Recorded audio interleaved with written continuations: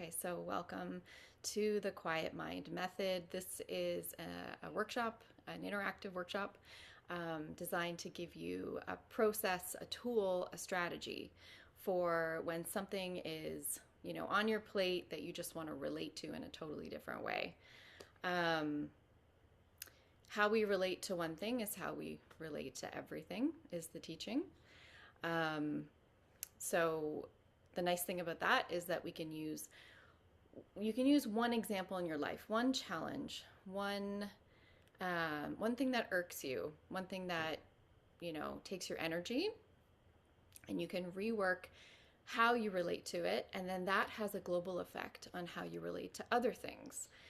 So that's the positive side of that awareness of that teaching. So thank you for being here. Thank you for watching this. For those of you who are watching the replay as well. Little bit about me. My name is Andrea Skitch. You probably know that.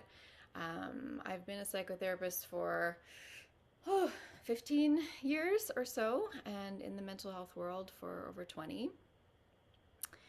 I teach Kundalini yoga and meditation, which has been a huge tool in my life, personally.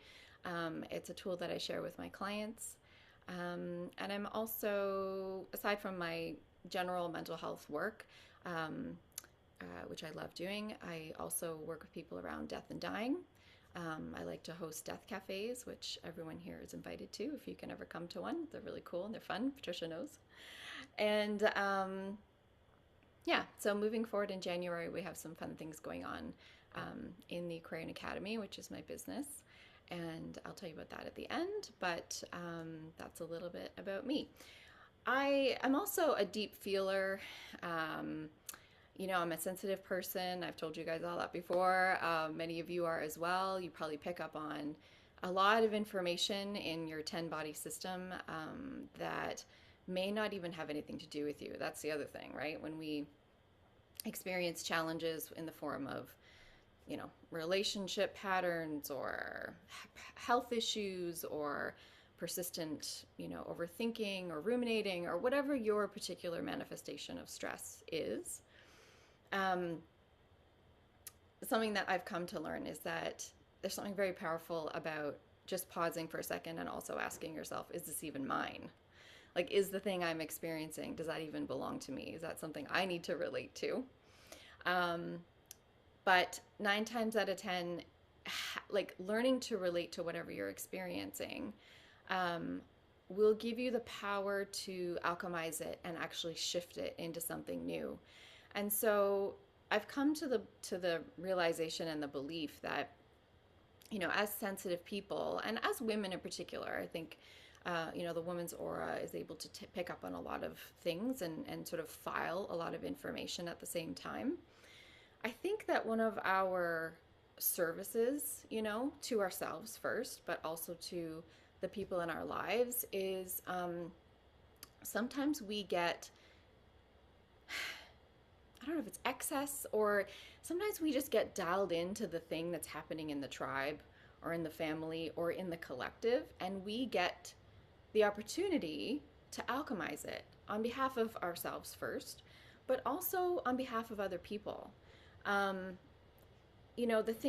The stress that comes into our bodies it's like a virus. It's insidious, right? It travels around the collective. It comes in through our thought forms. And we can depersonalize it. We can take something that's negative and turn it into a positive, basically. That's the teaching.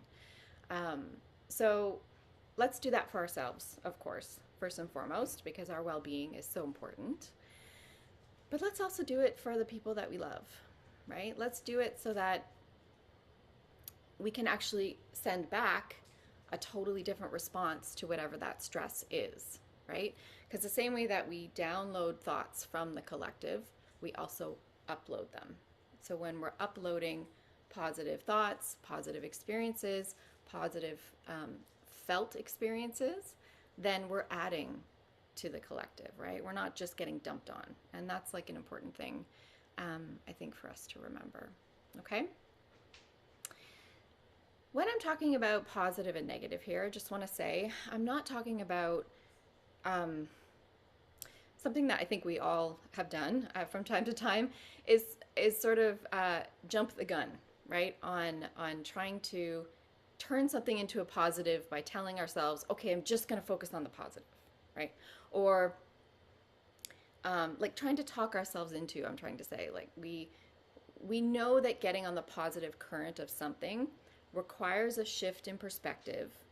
But what I want to offer in this experience today is that in order to take something that is experienced as a negative and turn it into a positive experience, we can't deny the polarity, right?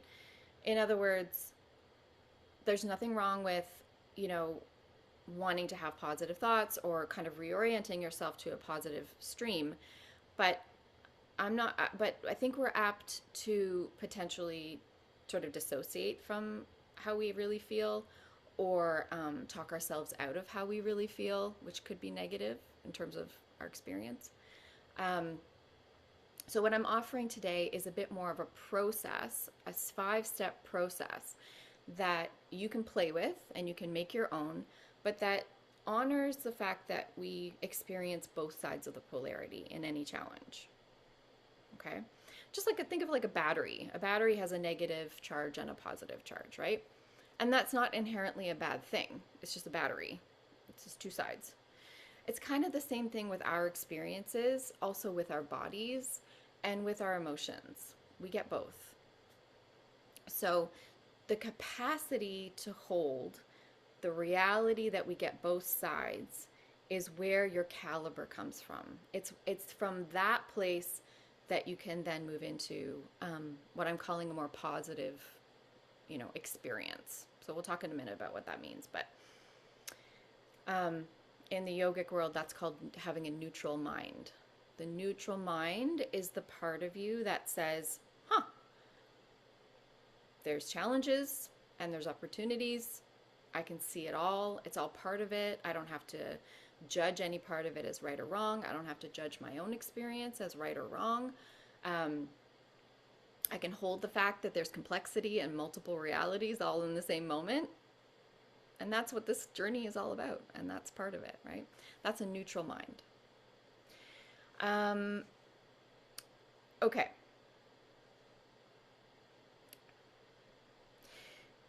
We have 3 minds. We have our conscious mind, we have our subconscious mind, and we have our unconscious mind. So, if we're experiencing something that is stressful, right? Trying to make this more practical. Let's say we have an argument with our spouse, right?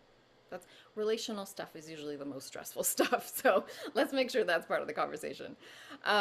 Or let's say you have a reoccurring health issue, right? Or let's say you're a parent, right? And you just haven't had the best parenting moments, and something is just really challenging, right? These are examples. What happens is our conscious mind is experiencing the challenge in the now moment. And then our subconscious mind, which is kind of like our iCloud, has all the experiences we've ever had and files. It files information in certain files, right? It's taking what's happening in the now moment, the subconscious. It's taking what's happening in the now moment. It's trying to file it, right? And make decisions based on what's good and bad. In other words, what's safe and unsafe is really the 2 main categories of our subconscious. And if we don't have an opportunity to really fully experience that stress in our bodies and then actually resolve it in some kind of way, the subconscious says, it's okay, it's fine, it's just information, I'll find a house for it. Probably it goes in the unsafe category. And all the stuff in the unsafe category means that there's something really wrong. And so I'm just going to hold it right there on my desktop so I can see it all the time to make sure that I'm safe. And okay, let's move on to the next thing, right? It kind of does this for us, except the iCloud is directly connected to your physical body. Okay? So, this is why it's so important that we have some kind of process. And you don't have to just use this one. Like you can use, you probably all have your own tools already that you use. the point is, unless we have some type of practice or some type of way of interacting with our stress response in a way that brings it to a certain completion, then that stress just kind of continues to live there on the desktop, aka your body. And eventually, when it gets so full and it has to start throwing stuff in the trash bin is your unconscious mind. The unconscious mind takes all that stuff and it buries it deep. It becomes programming. It becomes reality, which, is where we get all of our wonderful illusions from. That we're not enough, that we don't have enough, that we're not lovable, that we're not powerful, right? And then that unconscious programming becomes a scaffolding for how we see life. Now, the opposite is true too. So I just gave you the negative, but the opposite is true as well. The good experiences, get filtered. And, those things go into all layers of our being as well. So what I'm trying to say is it's very beautiful that you're all here, and it's very wonderful that you're interested in learning some kind of tool to add to your probably already wonderful toolkit. To give yourself the opportunity to have confidence, really, is what it comes down to. Have confidence that whatever is going on in your life, you can find a way to relate to it in a way that gives you energy rather than takes you energy. But that's a skill, and we all have to learn how to do that. And I'm still learning how to do that, and I do it every day with people. So it's we have to have compassion for ourselves, but you can, and you will today.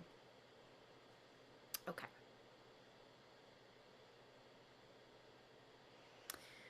So, what is this method all about? Let me just talk quickly about it, and then we're going to actually experience it together.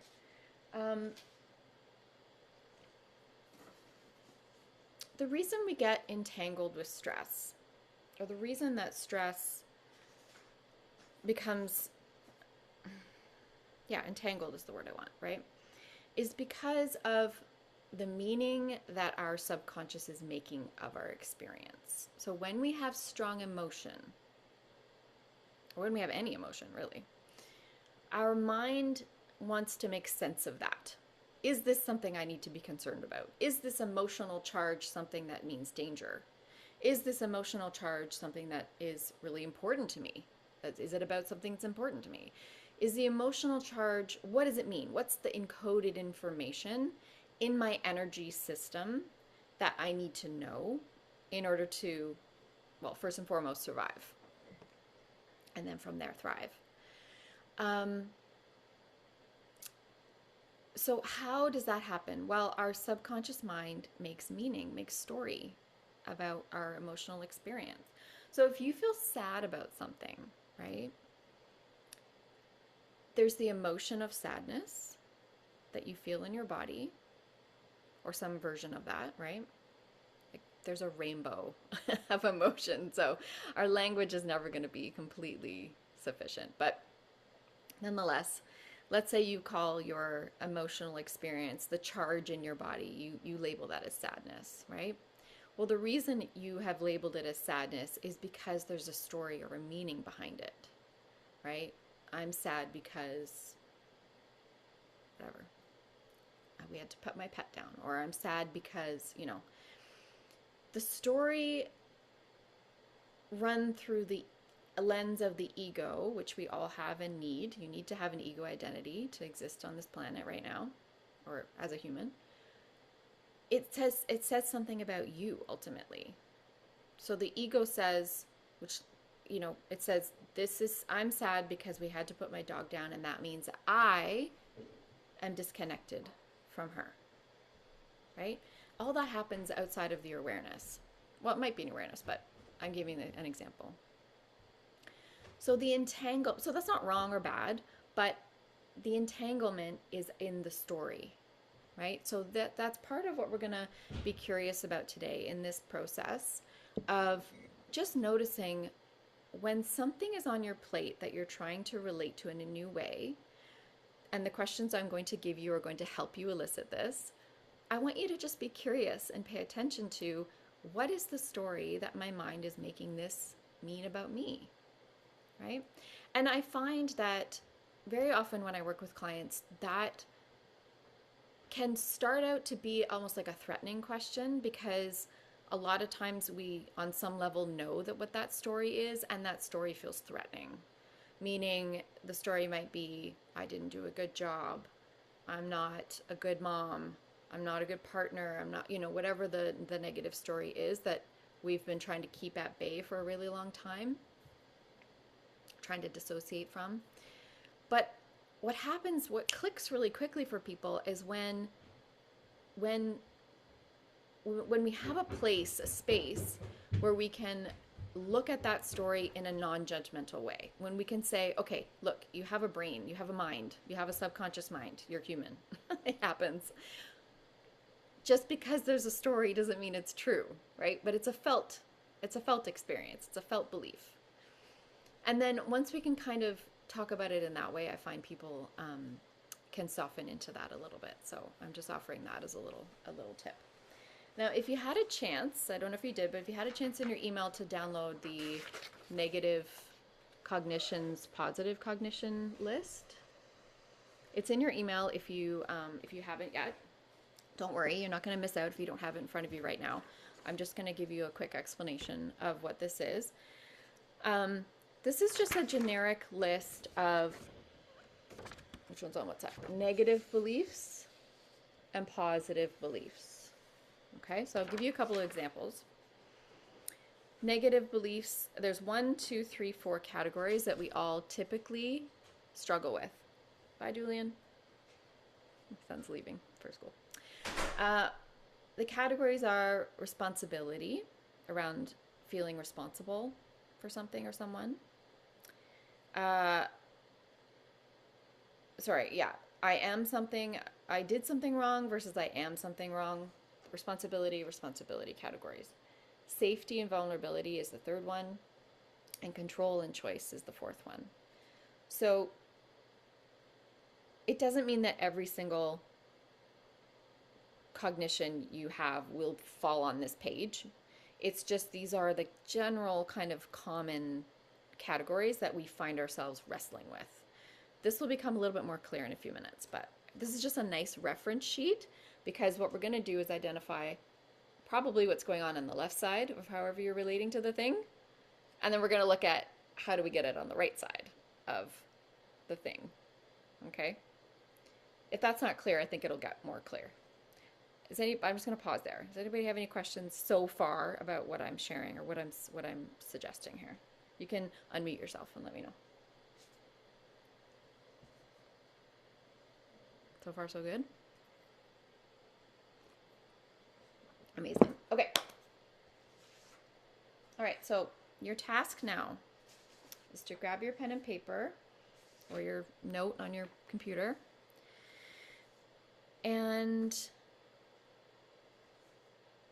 just write down what's something in your life that you would like to have a different kind of relationship with? What's something that maybe bothers you at like maybe a 5 or a 6 out of 10 that you feel is taking energy from you in a way that you don't like? And try to be specific about this. So if, for example, if health is your topic, try to be very specific. Like, I've been dealing with headaches. So for me, it's, how am I experiencing headaches? Right? That's my topic. Or it could be how my partner and I talk about the dishes. Could be how I experience my morning routine. How I relate to cleaning the bathroom. Why do I keep avoiding it? None of those are personal experiences.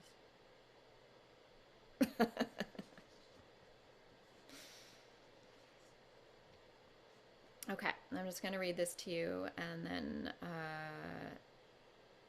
I'm going to tell you the 5 steps we're going to go through. A quiet mind is achieved only when stress energy is neutralized throughout the body, which is the physical, the emotional, which is energetic, and the mental realms, which is our beliefs. This process incorporates foundational aspects of trauma therapy together with ancient yogic practices to help move through any personal struggle and move from a negative experience to a positive one. I created this process as a result of my 15 plus years as a mental health clinician, a yogi, and a sensitive person. And I truly hope that it helps you on your path to remembering how powerful you are. That's on your sheet, which I also included in your email, so you can download that later if you haven't already. Here are the 5 steps, and then we'll go through them together. I'm just going to tell you what they are, and we'll experience them together. The first one, okay, so I called this 5 steps to peace. So I'm using the acronym PEACE, P-E-A-C-E. The first one is P, and it stands for present moment. We're going to come to the present moment and just giving ourselves a minute to land. That's really what that is. E is to evaluate. That's where I'm going to give you a series of self-reflective questions to evaluate what's going on and what your experience is. A is to alchemize. This is where we actually move the energy through the body using breath and movement. That's where the magic really happens. C is to consolidate, where we get to review and look back at the problem and see what has shifted. And E is for embodiment, to really allow that to settle into the body and to embody a new version of yourself in relation to the problem. So it's 5 steps to peace. So let's do it together. So P, first step, coming to the present moment. Just going to invite you to close your eyes for a moment. And imagine yourself doing this, in your own room on a random Tuesday when you're like, oh, I just need that thing. I just need to move through this. You're going to bring yourself a little bit more into the present moment. Obviously, you can see I like to hold my heart. I find that very comforting. You can do what feels good to you. Now give yourself maybe 2 or 3 nice deep belly breaths, nice and slow, at your own pace now. Collecting all your energy and all the parts of you back into this present moment, not worrying about what came before or what will come. I love the teaching, which is that the most powerful person in the room is the most present and calm person in the room. So just think about how powerful you are when you allow yourself to come to the present moment.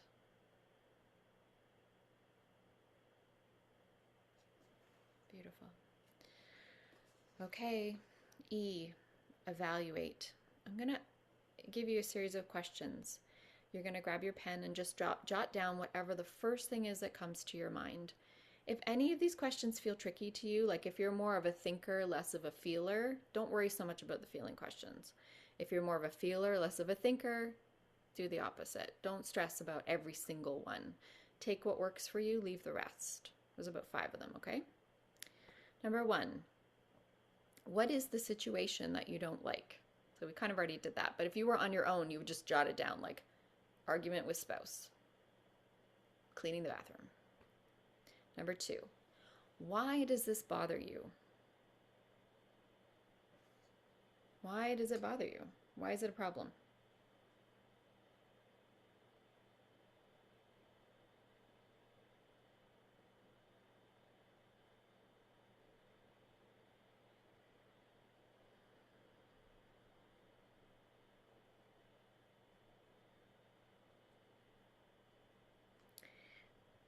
I'm going to keep moving, but feel free to pause at any question, take your time longer, come back to it later, you do you.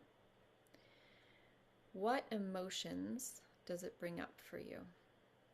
What emotions does it bring up for you?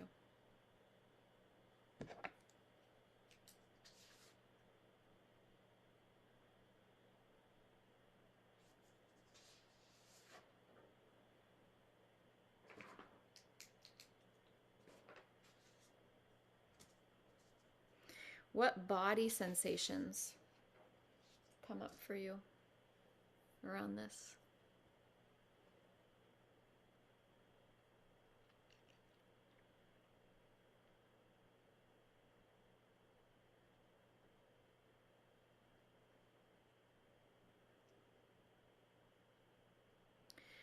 What behaviors does this evoke in you? In other words, if I was a fly on the wall, what would I see you doing when you are feeling these things or in this way?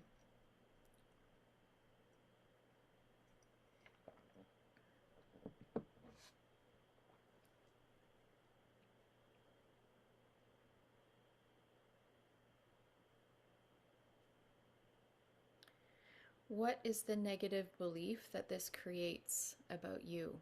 In other words, what is the story your mind is making this mean about you? I, and hint, it's probably somewhere on the sheet or some version of this.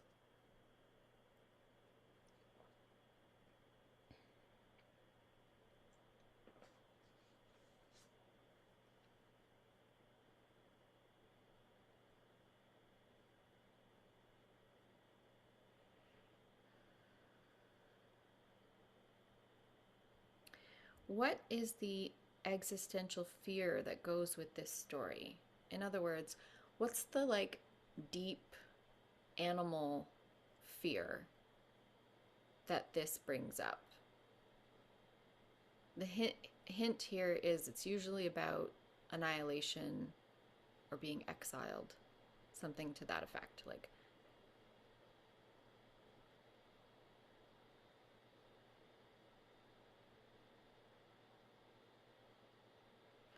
And what would you rather be able to believe about yourself when this struggle happens? So again, you can refer to this now looking at the right category.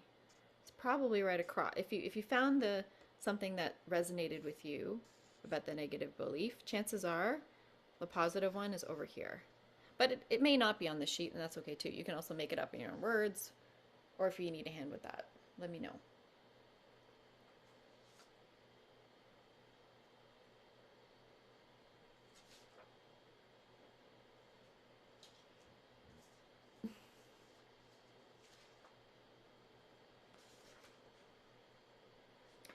Okay, great. So now we're going to move on to A, which is alchemize.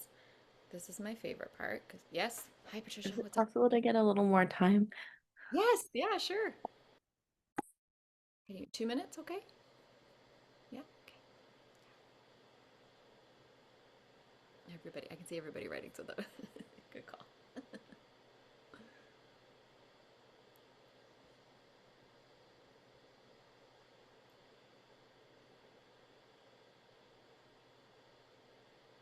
If you're finding this one tricky, because sometimes we can get in our thinking mind about it, go back to the body. Like, go back to what was I feeling, where are the body sensations, and see if you can clear your mind and just almost like if the body could tell you what it believes.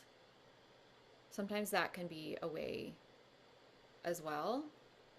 This is the hardest part. So if you're struggling with it, don't worry. Like, it takes a bit of practice, because you have to sort of trust the words that come, and they may not make any cognitive sense to you, right? Your adult self doesn't believe that you're not in control or that you can't be trusted or that you did something wrong. But that doesn't mean there isn't another part of you in there that does feel that. So you have to be willing to trust the words that come up, even if they don't quite make sense.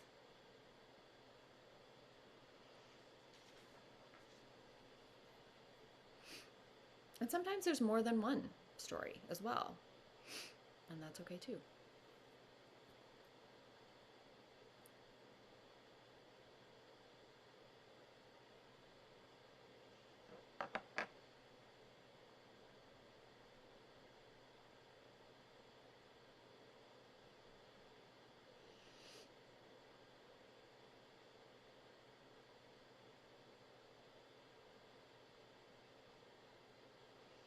And don't forget that question, what would you rather believe?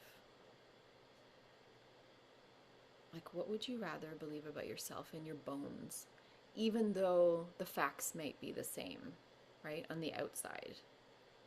Your partner still might have a hard time hearing you, XYZ, you know, you may still have symptoms of a certain type. Though that might still be true, what do you wish you could feel in your bones in relation to that about yourself?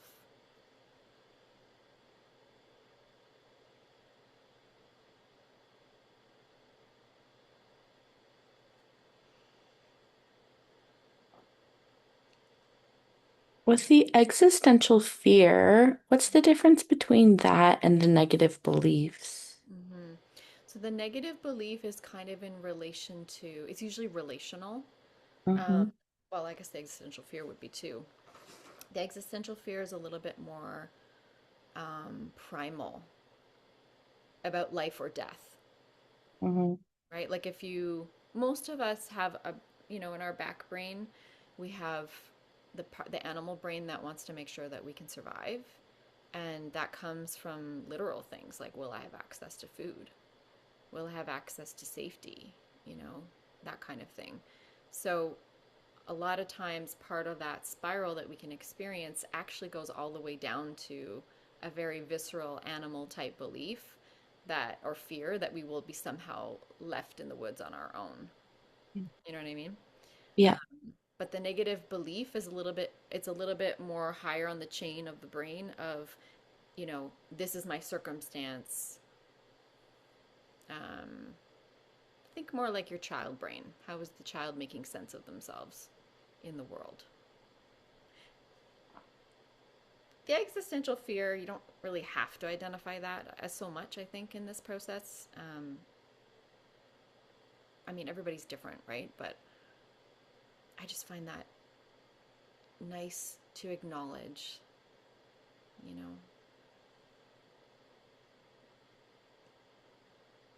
it's okay to be worried about not being part of the tribe, for example.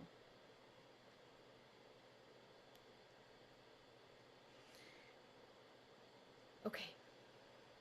All right. Remember, you can come back to this. You can watch the replay. You can give yourself more time.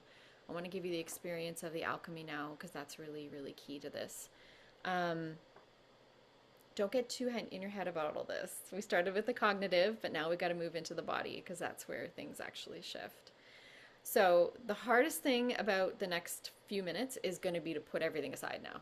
It's like you did that. You did that work. You thought about it, you wrote about it, you did the cognitive stuff, you explored it. Okay, now we're putting that away. And really, this is about using breath and getting in your body as best you can.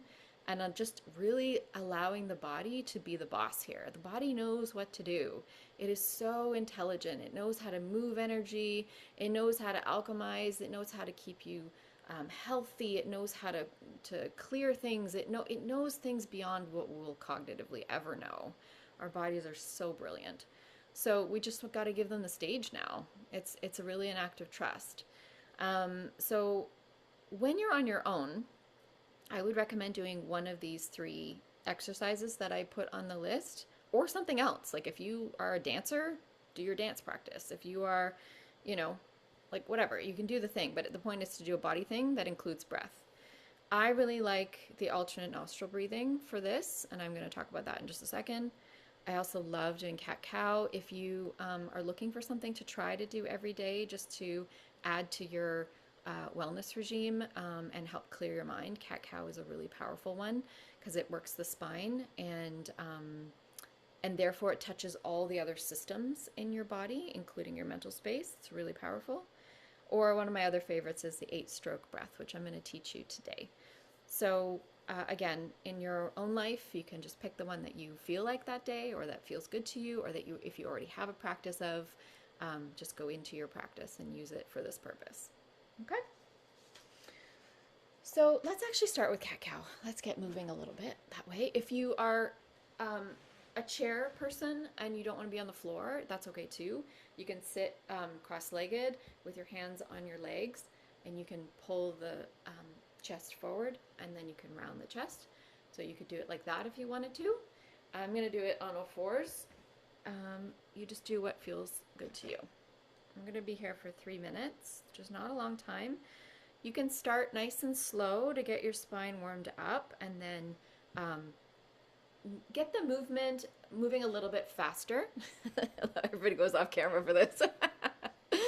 um, yeah, so start at your own pace, okay? And then but move it up, move it along, move the breath. And if you're not sure what to focus on, start by focusing on a mantra.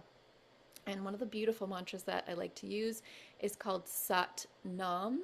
So you're going to inhale Sat and you're going to exhale curling Nam and mentally chant that. Try to make that mental mantra the loudest thing in your mind and really breathe deeply. You're on the clock now. Go ahead. I'll join you in a second. Nice, deep, full yoga breaths. Pull out your inner yogi here. Here we go.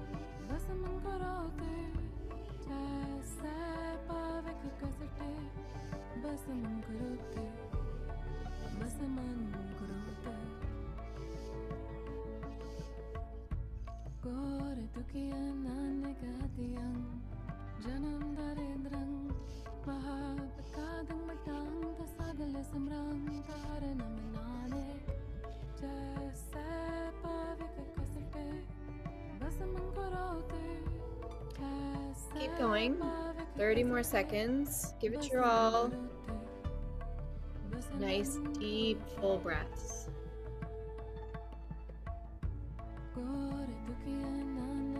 Just releasing anything you don't need.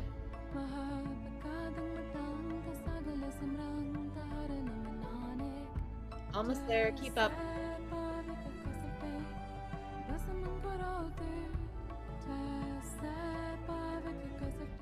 Beautiful. Take a nice deep inhale in cow. Now exhale all your air out and curl the spine back. Hold the air out.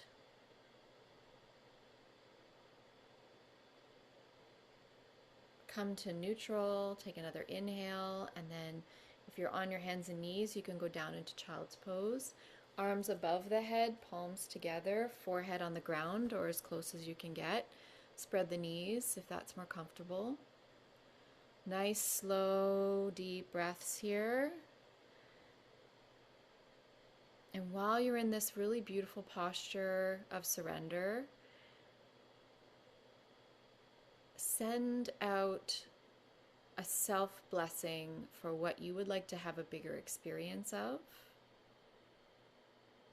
Try to encapsulate it in one word if you can. Maybe that's peace. Maybe that's joy. Maybe it's vitality. Maybe it's connection. Or maybe it's fun. Maybe you just want more fun. Whatever it is you want a bigger experience of. Really give that to Mother Earth. Let her hear you. And then give yourself one more nice deep belly breath. Take your time. Come back up to sitting in your own way.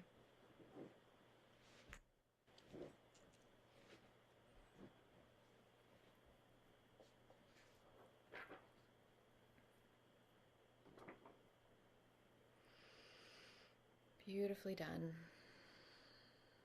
Okay, we're going to move on to alternate nostril breathing. We're going to use the same mantra, Sat Nam. You're going to inhale, mentally chanting Sat. You're going to exhale, mentally chanting Nam. And I like to think about a mountain when I do this. So we're going to inhale one side, switch the fingers at the top of the mountain, and then you exhale out. You stay on that side, don't move your fingers. Inhaling up, switch at the top of the mountain, and down, staying on the same side. Start by bringing your hand up, closing your right nostril. We're going to start breathing in through the left. Switching at the top, closing the left, opening the right, breathing out the right. Staying on that side, inhaling in through the right. Switching at the top and exhaling out the left. Okay, keep going in your own pace. You can close the eyes, inhaling Sat, exhaling Nam. It means truth is my identity. Nice, full, deep, slow breaths, nice and easy. Find your own ease as though you could do this forever. Equally inhaling and equally exhaling.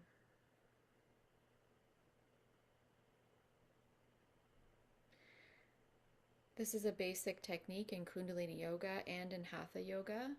Every Kundalini yogi should master this practice. It is excellent to do before bed to let go of the worries of the day. It is a superior technique to establish emotional balance and calmness after emotional shock or a period of intense stress. Keep going. Stay in your rhythm. The times to practice with varying purpose and skill level. 3 minutes is used if this exercise is added to a kriya, which is a yoga set, or you can do it anytime on your own for 3 minutes, like we are now. 10 minutes as a self-practice. 15 minutes will turn this exercise into a deep meditation. 22 minutes trains the mind to use the state created by this breath as a resource. 31 minutes will cleanse the body and restore the nervous system from the effects of current and past shocks. It's extremely powerful. It balances both hemispheres of the brain, which balances our state of being, really. Slow, deep breaths. Keep going. You're doing great.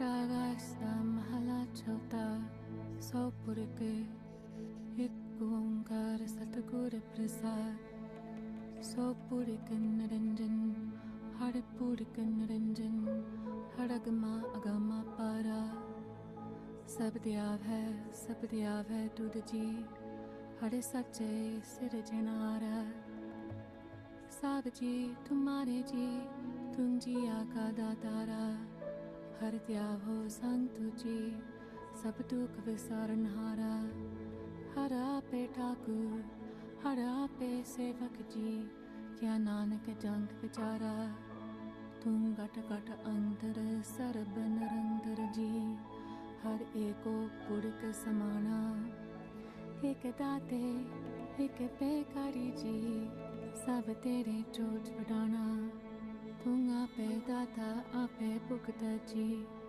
हम तुद बिन अवर न जाना तुम पर ब्रह्म बेअंत जी तेरे क्या गुण आग बगाना जो सेव है जो सेव है तू Okay, take a deep inhale through both nostrils. Now hold the breath at the top, squeeze the mullaband, which is your lowest, your pelvic floor. Hold the breath, focus at the third eye, consolidate, and exhale. Beautiful. Very nicely done. One more to go. We're only going to be here for 2 minutes. Nice and short. Oops. What am I doing here? Sorry, one sec. Okay, this is one of my favorite breaths. It's called 8-stroke breath. And it is what it sounds like. So you're going to sit nice and tall. Hands in Gyan Mudra if you like, which is pointer and thumb together, placing them down on the knees, and just relaxed, tall spine, put in the chin slightly, closing the eyes, and we're going to breathe in through 8 strokes like this.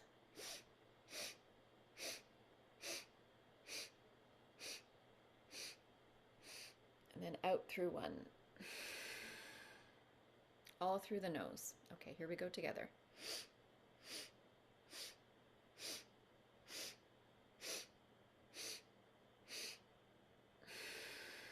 You're filling up the bottom of the lungs first.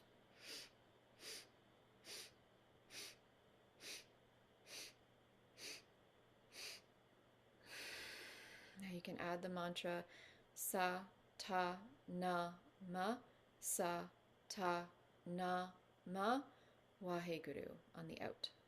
Sa ta na, this is mentally, sorry. Sa ta na ma, out, Waheguru. Keep going.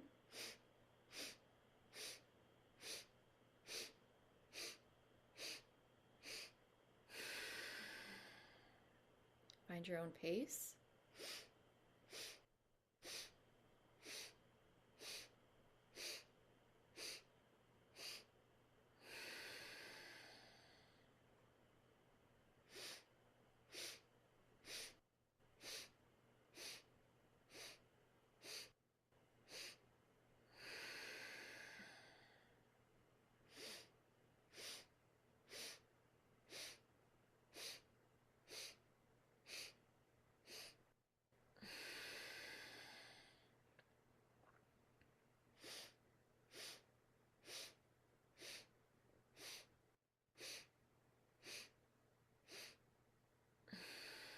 Bring your awareness to the sound of your own breath. Really relate to your breath here.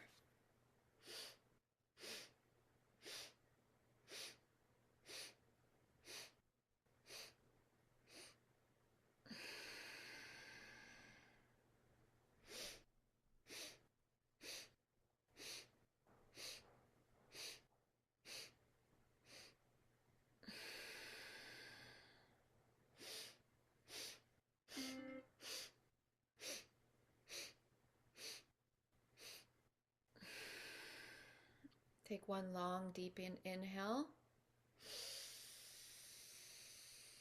Hold the breath, roll the shoulders.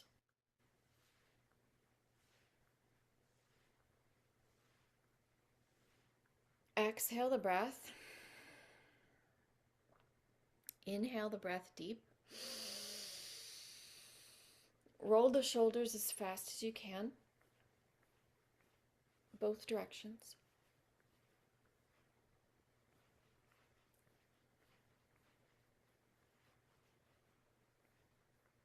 Exhale. Last breath in. Hold.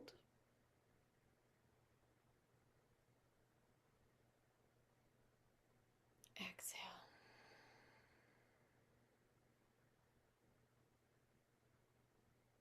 Beautiful. Stay in the condition and observe yourself. And as you are here, reflect on what comes in now. What new perspective or thoughts do you have coming in? Just be in a receptive place. See what wants to come in relation to your challenge. Really be gentle here with yourself. Be in a receptive mode and just see, just listen and notice what's something new that wants to show itself to you or remind you of or make you aware of in relation to your challenge.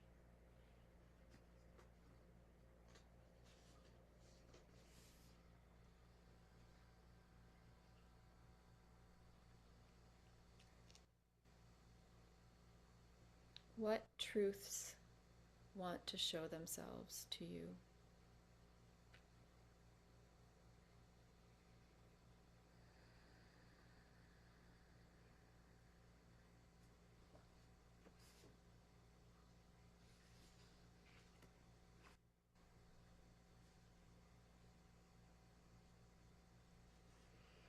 Sometimes things come in right away. Sometimes it takes time. So if you're not sure or nothing is clear, that's not wrong or bad. You just need to allow time and for things to settle. And that's completely okay.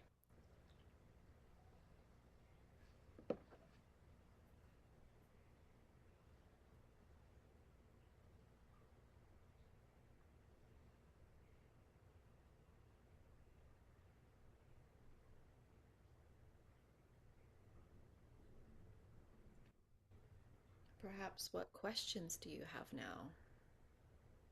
Or what wonderings do you wonder?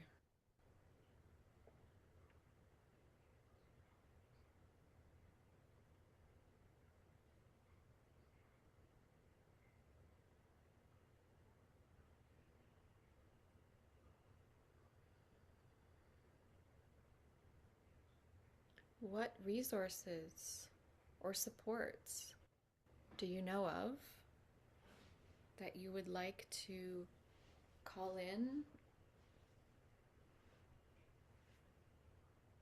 Or what would feel supportive or resourceful to you?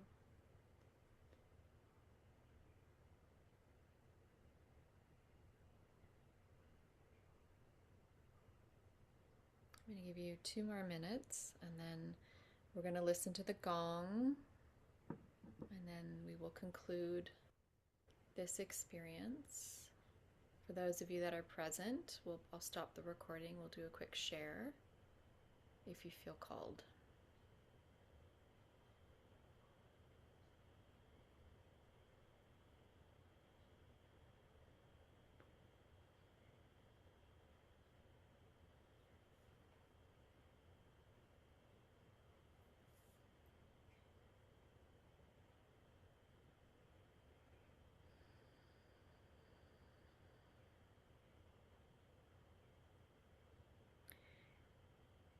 Everyone is unique. My experience is that the more you go through this process, you can modify it to your own, it's like a self-psychology kind of practice, right? You take what works for you, you modify it, you consolidate it, you condense it to what you know you need. Um, this process has become my go-to personally when I'm facing something that I'm feeling stuck by. Um, I hope it serves you the way that it has served me and my clients. Okay, I would really like to give you the gong experience now because it's so amazing. So please find yourself in a either reclined lying down posture or just a seated meditative posture. It's only 2 minutes. Let me tell you quickly why I really want to give this experience to you. The gong is when it's played well, it's a very unique uh, medicine. What it does is it helps to break apart the neural networks that we have and then reassemble them in a way that is more conducive to life. and to vitality. It's it's a frequency tool, and you don't have to do anything, which I really like. You just listen and you just kind of let it wash over you and let it consolidate things for you. It's a really powerful tool. It's a lovely thing to do before bed as well. Um, After this experience, you're going to get an email that has a link to all these different resources. This particular track is going to be on there for you as well to use anytime. It's a really lovely regulating sound as well if you just need to kind of, chill for a minute. So here we go. Please enjoy.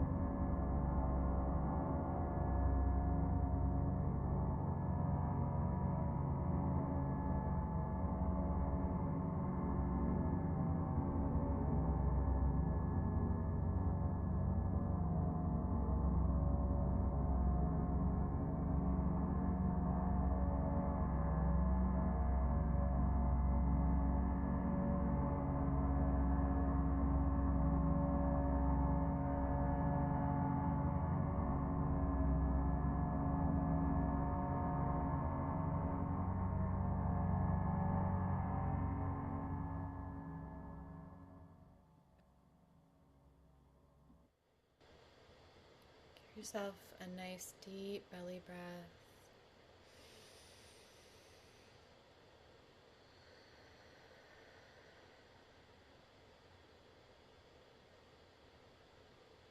Start to wiggle your fingers and toes, bringing your awareness back into the body, into this present space that you're in right now. You can slowly make your way back up to seated if you're lying down.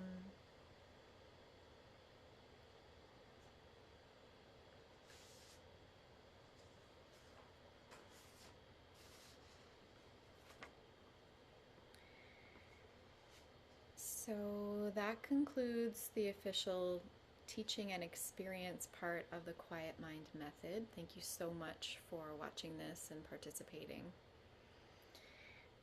If you enjoyed this experience, please know that I am hosting a 12-week container in January where we're going to do weekly yoga and meditation together.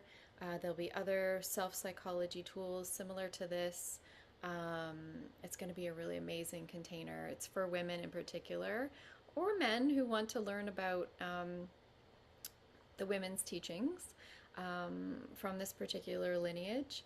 Things like the architecture of a woman's aura and how to access that. Teachings about how to be a positive leader as a woman without being drained. Teachings about gosh, there's so many. How to navigate the mind, so a little bit more of this kind of theme that we've done today. It's going to be a really rich experience. So if that's interesting to you, and if you feel called, you can go to my website, andreaskitch.com, and you can find out more information and you can apply. I would love to have you there. And yeah, for those of you that are here, you're going to receive an email in the next 24 hours with the links, like I said, to the resources that I want to share with you that I hope will be helpful in your journey. And I'm going to stop the recording now.